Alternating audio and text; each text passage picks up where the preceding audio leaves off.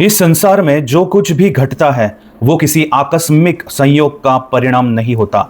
हर घटना, हर परिणाम पहले से ही किसी अदृश्य लेखनी द्वारा लिखे जा चुके हैं। जीवन के पथ पर चलते हुए अक्सर हम देखते हैं कि कुछ लोग अथक परिश्रम करते हैं, कठिन तपस्या करते हैं, फिर भी उन्हें वैसी ऊंचाइयां नहीं मिलती जैसे किसी अन्य को सहजता से मिल जाती है। मेरी सोच के अनुसार ये सब समय और भाग्य की अदृश्य चालें हैं। हर व्यक्ति अपने प्रयास में लगा रहता है। कोई दिन रात अध्ययन करता है, कोई व्यापार में निपुणता लाता है, कोई सेवा भावना से परिपूर्ण रहता है। फिर भी जो फल उसे प्राप्त होते हैं वे केवल उसकी मेहनत का नहीं बल्कि उसकी पूर्व निर्धारित गति का परिणाम होते हैं। इसलिए मैं कहता हूँ कि जीवन का प्रत्येक क्षण पहले से रचा हुआ है और प्रयास केवल उस पूर्व निर्धारित रचना को अनुभव करने का माध्यम मात्र बनते हैं। एक साधारण उदाहरण हमारे इर्द गिर्द ही देखने को मिलता है।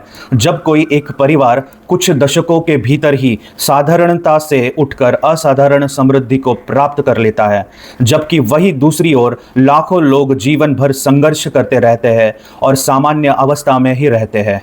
हमारे देश में एक ऐसा परिवार है जो महज 2 पीढ़ियों में सामान्य जीवन से निकलकर अपार धन संपत्ति का स्वामी बन गया है। उनकी कहानी नियति की अद्भुत लीला को दर्शाती है। इस परिवार के मुख्य पुरुष ने एक छोटे से गांव से अपनी यात्रा आरंभ की थी। उनके पिता एक सामान्य शिक्षक थे जिनकी आमदनी भी सीमित थी और जीवन की आवश्यकताओं की पूर्ति ही एक साधना के समान थी। परंतु नियति ने जैसे उनके जीवन के लिए अलग ही मार्ग तैयार कर रखा था। कम आयु में ही एक विदेशी भूमि यमन की ओर चले गए, जहां उन्होंने एक साधारण कंपनी में छोटी सी नौकरी प्रारंभ की। जब समय का साथ होता है तो साधारण से साधारण परिस्थितियां भी असाधारण अवसरों में परिवर्तित हो जाती है। वही उनके जीवन में भी घटित हुआ।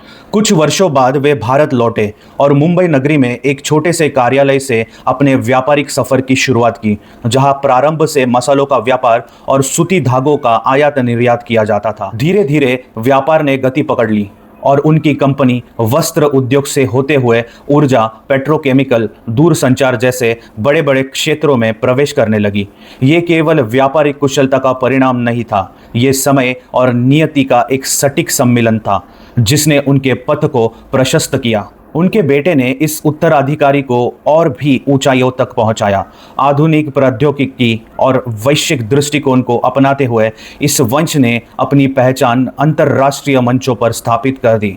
आज उनकी संपत्ति अरबों में आंकी जाती है। उनके घर का निर्माण, वैभवशाली विवाह समारोह और विश्व प्रसिद्ध हस्तियों की उपस्थिति से उनकी समृद्धि का आभास होता है। हाल ही में उनके परिवार में एक भव्य विवाह संपन्न हुआ जिसमें विदेशी गायकों से लेकर विश्व के सबसे बड़े उद्योगपतियों ने अपनी उपस्थिति दर्ज कराई। ये सब समय के वरदान के अतिरिक्त और कुछ नहीं हो सकता। भारत में अन्य भी अनेकों समृद्ध परिवार हैं, किंतु वे अधिकांशतः पुश्तैनी धन से समृद्ध रहे हैं। उनके पूर्वज या तो किसी नवाब की रियासतों से जुड़े थे या किसी राजा महाराजा की सेवाओं से संपत्ति अर्जित करते आए थे।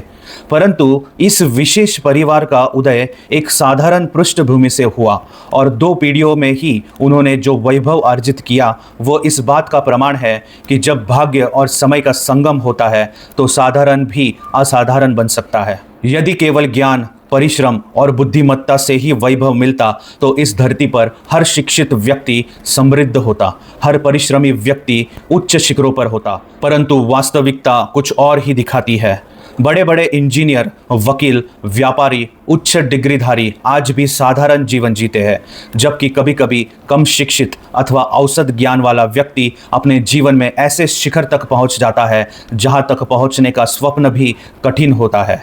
इसलिए मैं कहता हूं कि जो लिखा है वही घटेगा, चाहे हम लाख यत्न कर लें। जीवन की अंतिम गति वही होगी जो प्रारंभ में ही निर्धारित हो चुकी है। खेत में बोया गया बीज यदि बबूल का है तो चाहे कितनी भी देखभाल हो, आम का वृक्ष नहीं बनेगा। वैसे ही प्रयास चाहे जितना किया जाए, जो फल नियति ने तय किए हैं वही प्राप्त होंगे। साधारण जीवन के अनेक उदाहरण भी इसी सत्य को प्रकट करते हैं कि एक ही विद्यालय में पढ़ने वाले छात्र एक जैसी शिक्षा पाने के बाद भी जीवन में अलग अलग दिशाओं में चले जाते हैं। कोई सामान्य जीवन जीता है, कोई उच्च पदों पर पहुंचता है। जीवन एक ऐसी वीणा है जिसे अदृश्य हाथों से बजाया जा रहा है। हम केवल उस संगीत के माध्यम मात्र है जिसकी धुन पहले से तय की जा चुकी है।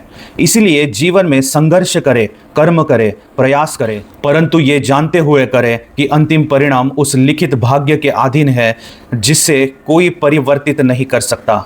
जो समझता है कि सब कुछ मेरे प्रयासों का फल है, वह समय के सामने स्वयं को थका देगा, और जो जानता है कि प्रयास मेरा जीवन मार्ग है पर फल नियति का विधान है, वही जीवन को सच्चे अर्थों से समझ पाता है। समय के खेल में सब कुछ पूर्व निर्धारित है। कोई भी परिस्थिति अचानक नहीं आती और कोई भी सफलता आकस्मिक नहीं होती। हर छोटी बड़ी घटना एक गहन सूक्ष्म योजना के अंतर्गत घटती है, और इसी में जीवन की वास्तविक मधुरता है कि हम प्रयास करें पर फल की चिंता को जीवन से दूर कर दे, क्योंकि जो लिखा गया है वही होकर रहेगा। यही सोच जीवन को सरल बनाती है, निराशा को दूर करती है और सच्चे अर्थों में जीवन का रस ग्रहण करने का अवसर देती है। मिगांत।